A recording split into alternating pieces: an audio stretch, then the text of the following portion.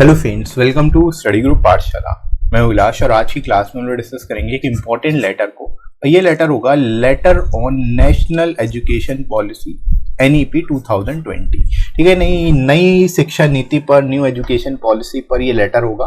तो इस टॉपिक को आपको कैसे लिखना है, किस तरह से बेटर तरीके से आप इसको लिख सकते हो अगर ये टॉपिक एग्जाम में आता है आपके, तो सारी चीजें हम लोग डिस्कस करेंगे। न्यू पैटर्न के हिसाब से आपको कैसे लिखना है और एड्रेस कैसे लिखना होगा, क्या चीजें कहाँ पर कॉमा लगेगा, कहाँ पर नहीं लगेगा, ये सारी चीजें हम लोग यहाँ पर डिस्कस करेंगे। ठीक है, तो आप इस सीरीज को कंप्लीटली वॉच करना है। इसका लिंक आपको डिस्क्रिप्शन में मिल जाएगा, वहां से जाके सारे जितने इंपॉर्टेंट लेटर्स हैं आप उनको तैयार कर सकते हो। ठीक है, और मैं अपडेट करके सारे टॉपिक्स आपको करा दूंगा। ठीक है, जितने भी टॉपिक्स हैं पहले के टॉपिक्स में अपडेट करके आपको करा रहा हूँ, तो आप प्लेलिस्ट वॉच कर लेना अच्छे से ताकि आप सारे टॉपिक्स को तैयार कर पाओ। ठीक है, बाकी SSC, CGL, CHSL, MTS और अदर एग्जाम्स के लिए काफी हेल्पफुल सीरीज होगी और जितने न्यू टॉपिक्स है वो सब मैं आपको इस सीरीज के अंतर्गत करा दूंगा जो आपके पूछे जा सकते हैं एग्जाम में। तो कंप्लीटली वॉच करिए इस सीरीज को। इसके साथ ही साथ आप इस बुक को ले सकते हो जिसमें आपको 60+ टॉपिक्स मिल जाएंगे तैयार करने के लिए, और एस्से और लेटर दोनों ही आपको सिंगल बुक में मिल जाएंगे। तो अलग से 2-3 बुक लेने की जरूरत नहीं है, जस्ट सिंगल बुक ले लो। इसमें आपका सारा जो है टॉपिक कवर हो जाएंगे, सारे इंपॉर्टेंट टॉपिक को आप रिवाइज कर पाओगे, आपके पास बेटर कंटेंट होगा। ठीक है, और विद इन वर्ल्ड लिमिट सारे के सारे टॉपिक्स मिलेंगे आपको, लेटेस्ट पैटर्न पर बेस्ड होंगे और लोएस्ट कॉस्ट में बुक मिल जाएगी। अगर कोई भी बुक आप लेने जाते हो बहुत काफ़ी कॉस्टली भी पड़ती हैं और उसमें बेसिकली जो कंटेंट होता है वो UPCS और IS लेवल का होता है, UPSC लेवल का होता है, उसमें काफ़ी लेंदी होता है। ठीक है, तो विद इन वर्ल्ड लिमिट आपको नहीं मिल पाती कोई भी बुक, सबसे बड़ी समस्या यही है। कोई भी बुक आप मार्केट में ले लो जाके। ठीक है, तो आपको विद इन वर्ल्ड लिमिट इस बुक में सारा कंटेंट मिलेगा, इसलिए आप इस बुक को जरूर ले सकते हैं और 30% एडिशनल आपको डिस्काउंट भी मिल जाएगा। डिस्क्रिप्शन में लिंक दिया गया दोस्तों, वहां से जाके आप इनको बाय कर सकते हो। राइट फ्रेंड्स, अपने एग्जाम के हिसाब से SSC, CGL या फिर CHSL के लिए। राइट, तो चलिए शुरू करते हैं दोस्तों। शुरुआत करते हैं। क्वेश्चन आपको इस तरह से मिलेगा, यू आर सोहन और पूनम।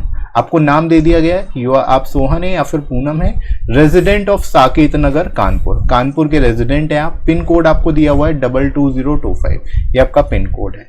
ठीक है, write a letter to your friend and tell him about national education policy 2020। ठीक है, यहाँ पर दोस्तों आपसे ऐसे ही पूछा जा सकता है कि आपको उसके बेनिफिट बताने हैं या बेनिफिट क्या क्या है, इस तरह से ही पूछा जा सकता है कि tell him benefit of national education policy. वो डिपेंड करता है कि आपको कैसा मिलता है एग्जाम में। ठीक है, मैंने सिंपल से यहाँ पर टाइटल रख दिया कि नेशनल एजुकेशन पॉलिसी। ठीक है, बाकी इसमें कुछ भी घुमा के लिखा जाएगा तो आप इस लेटर के बेसिस पे आप अपने हिसाब से लिख सकते हो। और बाकी इस पर मैंने आपको ऐसे ही प्रोवाइड किया हुआ है, तो आप ऐसे भी देख लेना नेशनल एजुकेशन पॉलिसी पर, क्योंकि इंपॉर्टेंट है और पूछा जा सकता है। ठीक है, तो ऐसे की प्लेलिस्ट भी आपको डिस्क्रिप्शन में मिलेगी, उसका लिंक, वहां से जाके देख सकते हो सारे टॉपिक्स को। राइट, अब देखो इसको शुरू कैसे करोगे, शुरुआत कैसे करोगे देख लेते हैं। सबसे पहले दोस्तों आपको एड्रेस से शुरुआत करनी है। जैसे साकेत नगर दिया है तो साकेत नगर से शुरू करोगे, फिर कानपुर, और आपको जो पिन कोड लिखना है वो इसी तरह से डैश लगा के लिख देना है जो भी आपको दिया होगा। ठीक है, तो पिन कोड के लिए ऐसा नहीं लिखना, आप पिन कोड पहले लिख रहे हो, ऐसे करके नहीं लिखोगे कि पिन कोड और उसके बाद ऐसे करके लिख रहे हो 22025, ऐसे करके नहीं लिखना।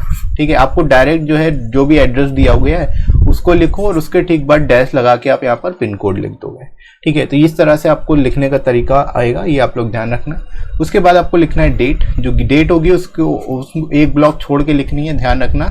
यहाँ पर आपको सिंगल ब्लॉक में लिखना होगा, साकेत अलग लिखना होगा, दूसरे ब्लॉक में नगर लिखना होगा, कानपुर, और ये जो लिखोगे कानपुर आपका इस तरह से रहेगा एक प्लेस में, और दूसरे में आप यहाँ पर लिखोगे यहाँ पर 220 या 25। ठीक है, मतलब ये आपको 2 ब्लॉक्स में लिखना है, कानपुर अलग रहेगा, फिर डैश एक ब्लॉक में लगा के लिख सकते हो। ये इसमें भी रह सकता है डैश, चाहे आप दूसरे कॉलम में लगा के लिखो, वो उससे कोई फर्क नहीं पड़ेगा, लेकिन 2 ब्लॉक में आपको लिखना होगा, ये चीज ध्यान रखना।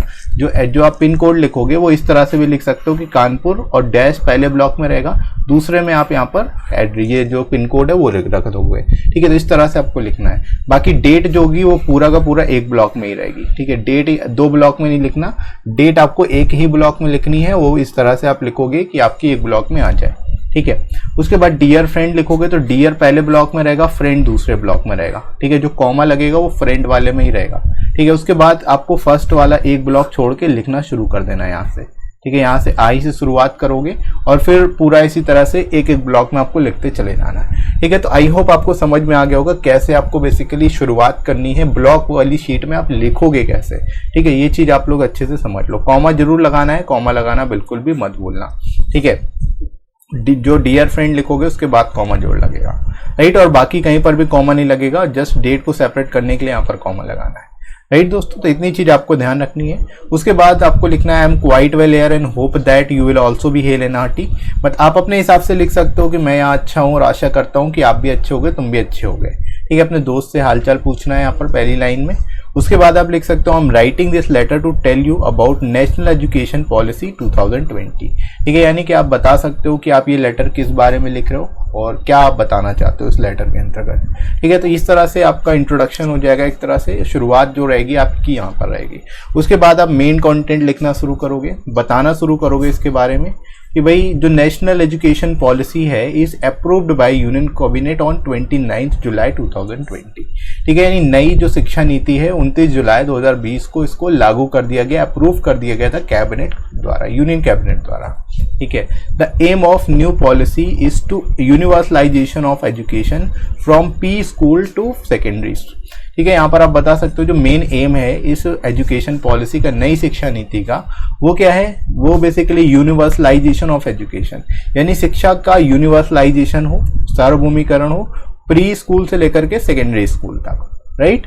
It will bring transformational reforms in schools and higher educational system in the country, ठीक है। यानी कि आप कह सकते हो इस नीति की वजह से ट्रांसफॉर्मेशनल रिफॉर्म्स आएंगे, बदलाव आएंगे, परिवर्तन आएंगे हमारी शिक्षा के क्षेत्र में, और चाहे वो स्कूल से लेकर के हायर सेकेंडरी एजुकेशन तक पूरा का पूरा बदलाव लाया जाएगा इस शिक्षा नीति के द्वारा, ठीक है। तो यहाँ पर आप इसके बारे में इंपॉर्टेंट पॉइंट्स बता सकते हो, इंपॉर्टेंट फैक्ट्स बता सकते हो, राइट। इसके बाद आगे मूव करते हैं। In school education, the policy focuses on overhauling the curriculum, reduction in the syllabus to retain core essentials, and thrust on experimental learning and critical thinking.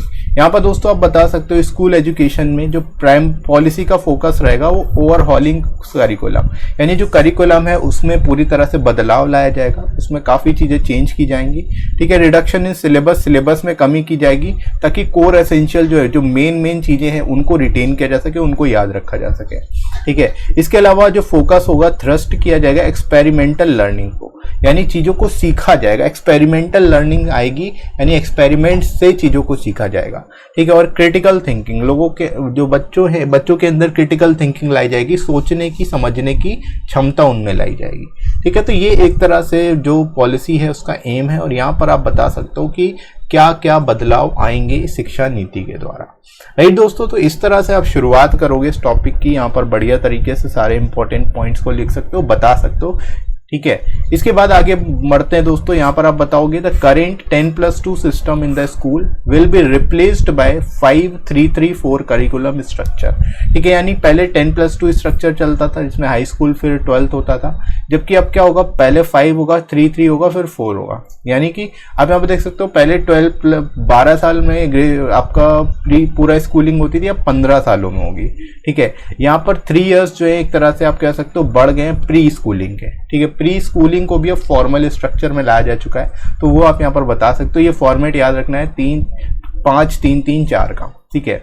As per the new policy there will be 12 years of schooling with 3 years of anganwadi और pre schooling, ठीक है। 12 साल तो schooling के रहेंगे ही रहेंगे, लेकिन pre schooling के 3 साल और ऐड कर दिए गए, यानी जो प्री स्कूल है या आंगनबाड़ी है उसके लिए 3 साल जोड़ दिए गए, तो टोटल 15 साल हो गए, ठीक है।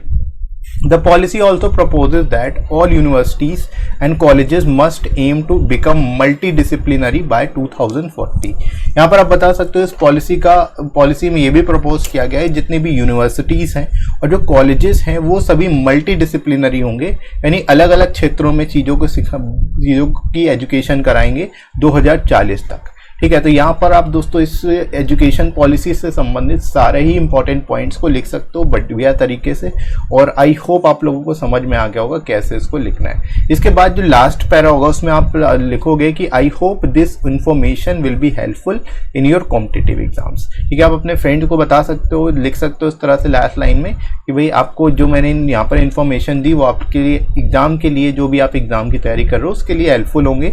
और फाइनली लिखोगे give my regards to mother and dad, ठीक है। माता पिता को मेरा प्रणाम कहना, और फाइनली योर फ्रेंड और जो भी नाम आपको दिया है वो आप नाम लिख दोगे। ठीक है, तो इस तरह से दोस्तों आपको इस टॉपिक को बढ़िया तरीके से लिखना है। यहाँ पर आपको XYZ ABC या अपनी तरफ से कोई इमेजिनरी नाम नहीं लिखना। ध्यान रखना, कोई इमेजिनरी और रियल नेम आपको नहीं लिखना है लेटर के अंदर खास तौर पर। ठीक है, ऐसे में आप लिख सकते हैं, ऐसे में अगर कोटेशन के फॉर्म में लिख रहे हो कि जैसे डॉक्टर BR अम्बेडकर ने किसी चीज के बारे में कुछ कहा, एजुकेशन के बारे में कुछ कहा, ये जो heart and soul of the constitution कहा, या कुछ भी जो भी चीजें उन्होंने कही उसको कोट करके लिख सकते हो। वो किस में लिखोगे, ऐसे में लिख सकते हो आप। लेकिन आपको लेटर में कुछ भी ऐसा नहीं लिखना, लेटर में कोई भी कोटेशन नहीं देनी है और ना ही कुछ आपको ऐसा कुछ लिखना है।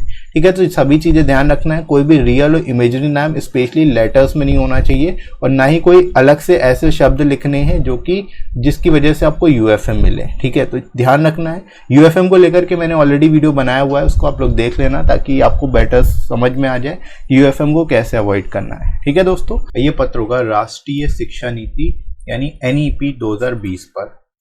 ठीक है, तो ये पत्र काफी ज्यादा इंपॉर्टेंट हो सकता है आप सभी के लिए और आपको मिल सकता है एग्जाम में, तो आप इसको जरूर तैयार करना है SSC, CGL, CHSL, MTS और बैंक से रिलेटेड एग्जाम्स के लिए। ठीक है, और इसकी कंप्लीट प्लेलिस्ट को देख लेना, डिस्क्रिप्शन में लिंक मिल जाएगा, वहां से जाके आप सारे जितने भी एक्सपेक्टेड टॉपिक्स हैं उनको तैयार कर सकते हो और साथ ही साथ निबंध की प्लेलिस्ट को भी जाके देख सकते हो, वो भी आपको डिस्क्रिप्शन में लिंक मिल जाएगा। राइट फ्रेंड्स, इसके साथ ही साथ आप इस बुक को ले सकते हो जिसमें 60+ टॉपिक्स मिल जाएंगे तैयार करने के लिए आपको, और SSC, CGL, CHSL या फिर MTS के लिए आप अपने हिसाब से इनको बाय कर सकते हो। एडिशनल आपको 30% डिस्काउंट भी मिल जाएगा। विद इन वर्ल्ड लिमिट दोस्तों यहाँ पर आपको सारे के सारे टॉपिक्स मिल जाएंगे क्योंकि मार्केट में जितनी बुक्स अवेलेबल है उसमें वर्ल्ड लिमिट्स को एक्सीड किया गया है, तो उसके हिसाब से देखा जाए तो इन बुक में आपको विद इन वर्ल्ड लिमिट सारे टॉपिक्स मिल जाते हैं, लेटेस्ट पैटर्न पर बेस्ड होते हैं और ऐसे लेटर दोनों ही सिंगल बुक से आप तैयार कर पाओगे, तो अलग से 2 बुक लेने की जरूरत नहीं पड़ेगी और लोएस्ट कॉस्ट में बुक मिल जाएगी। एडिशनल 30% डिस्काउंट भी मिल जाएगा। डिस्क्रिप्शन में लिंक दिया गया है फ्रेंड्स, वहाँ से जाके आप इसको डिस्काउंट रेट पर बाय कर सकते हो अपने एग्जाम के हिसाब से, SSC, CGL या फिर CHSL के लिए। राइट फ्रेंड्स, तो चलिए शुरुआत करते हैं अच्छी क्लास की। दोस्तों आपको इस तरह से क्वेश्चन मिलेगा एग्जाम में कि आप साकेत नगर कानपुर के निवासी सोहन या फिर पूनम है। पिन कोड आपको दिया जाएगा यहाँ पर और आपको बोला जाएगा अपने मित्र को एक पत्र लिखें और उसे राष्ट्रीय शिक्षा नीति यानी NEP 2020 के बारे में जानकारी दें। ठीक है, तो इस तरह से आपको क्वेश्चन मिलेगा और आपको लिखना कैसे होगा ये देख लेते हैं। शुरुआत में आपको क्वेश्चन इसी फॉर्मेट मिलेगा, आप ये मान के चलना आपको जो है क्वेश्चन जरूर मिलेगा जिसमें एड्रेस वगैरह दिया होगा आपके बारे में, मतलब जितनी भी वाइटल इन्फॉर्मेशन है, जो जरूरी इन्फॉर्मेशन है वो जरूर आपको मिलेगी क्योंकि आपको XYZ नहीं लिखना है एग्जाम में, ना ही ABC वगैरह लिखना है, ना ही अपने हिसाब से ना इमेजिनरी कोई नाम लिखना है। ठीक है, कोई भी नाम नहीं लिखोगे, ना इमेजिनरी ना रियल, क्योंकि उससे फिर UFM आने का चांसेस रहेगा। इसलिए दोस्तों आप सभी लोग ध्यान रखना, आपको अलग से कुछ भी नहीं, जितना दिया जाएगा आपको क्वेश्चन पेपर में केवल उतना ही लिखना है, अलग से कुछ नहीं लिखना है। ठीक है, बाकी शुरुआत कैसे करनी है देख लेते हैं। सबसे पहले एड्रेस से शुरुआत करोगे, जो एड्रेस दिया आपको साकेत नगर कानपुर और जो पिन कोड दिया वो आप इस तरह से लिख लोगे। उसके बाद आपको डेट लिखनी होगी, जो भी करेंट डेट होगी वो आप लिख सकते हो यहाँ पर। ठीक है, और प्रिय मित्र से स्टार्टिंग करोगे और कॉमा आपको यहाँ पर लगाना है प्रिय मित्र के बाद, और डेट को सेपरेट करने के लिए कॉमा लगेगा। ठीक है, और ये डेट है पूरा एक सिंगल ब्लॉक में आएगी, इस तरह से आपको लिखना है कि एक ब्लॉक में आ जाए। ठीक है, बाकी मैंने आपको बताया था साकेत नगर लिखना है तो साकेत एक ब्लॉक में लिखोगे, नगर अलग में लिखोगे। कानपुर और पिन कोड लिखना है तो कानपुर अलग लिखोगे, डैश लगा के पिन कोड अलग ब्लॉक में लिखोगे। ठीक है, इस तरह से आपको लिखते जाना है। ठीक है, अब शुरुआत कैसे करनी है। मैं यहाँ काफ़ी अच्छा हूँ और आशा करता हूँ कि तुम भी या आप भी अच्छे होंगे। ठीक है, पहली लाइन ये रहेगी लेटर में। उसके बाद मैं इस पत्र के माध्यम से आपको राष्ट्रीय शिक्षा नीति NEP 2020 के बारे में कुछ महत्वपूर्ण जानकारी देना चाहता हूँ। ठीक है, यहाँ पर आप बता सकते हो कि ये पत्र किस बारे में और इसमें आप क्या बताने वाले हो। ठीक है, आप इस लाइन को स्किप भी कर सकते हो। ये जो लाइन है यहाँ से मैं इस पत्र के माध्यम से बताना चाहता हूँ, ये अगर चाहो तो आप स्किप कर सकते हो, ये कोई ज़रूरी नहीं है, तो आप डायरेक्ट भी लिखना शुरू कर सकते हो। ठीक है, डिपेंड करता है आपको कैसे लिखना है। ठीक है, अगर वर्ड लिमिट बहुत कम लिखनी है तो मतलब आप अपने हिसाब से देख सकते हो, कोई जरूरी नहीं आप ये लाइन ही लिखो, इसके अलावा आप दूसरे शब्दों में भी इस चीज़ को लिख सकते हो। ठीक है, तो आप इस तरह से इसको लिखोगे। शुरुआत यहाँ पर आप इंट्रोडक्शन इस तरह से आपका रहेगा। उसके बाद आपको इस टॉपिक के बारे में बताना होगा, जैसे नई राष्ट्रीय शिक्षा नीति जो है देश की शिक्षा प्रणाली में उचित बदलाव करने के लिए केंद्रीय मंत्रिमंडल द्वारा 29 जुलाई 2020 को मंजूरी दी गई। यानी कि हमारी जो राष्ट्रीय शिक्षा नीति है, नई राष्ट्रीय शिक्षा नीति है, ये किस लिए बेसिकली आई है, इसको शिक्षा प्रणाली में बदलाव लाने के लिए इसको लाया गया है और केंद्रीय मंत्रिमंडल ने 29 जुलाई 2020 को इसको मंजूरी दे दी। ठीक है, यह नीति देश के स्कूल और उच्च शिक्षा प्रणालियों में सुधार करने में बहुत मददगार साबित होगी। आप यहाँ पर बता सकते हैं ये शिक्षा नीति के माध्यम से जो स्कूली शिक्षा है और उच्च शिक्षा है यानी हायर एजुकेशन है, उन सभी प्रणालियों में काफ़ी हद तक सुधार आएगा। उसमें बदलाव लाने के लिए ही बेसिकली इसको लाया गया है। ठीक है, तो यहाँ पर आप इसके बारे में बेटर तरीके से बता सकते हो और इसको लिख सकते हो। इसके बाद देखो, नई नीति का उद्देश्य 2030 तक स्कूली शिक्षा में पूर्व माध्यमिक और माध्यमिक स्तर तक शिक्षा का सार्वभौमिकरण करना है।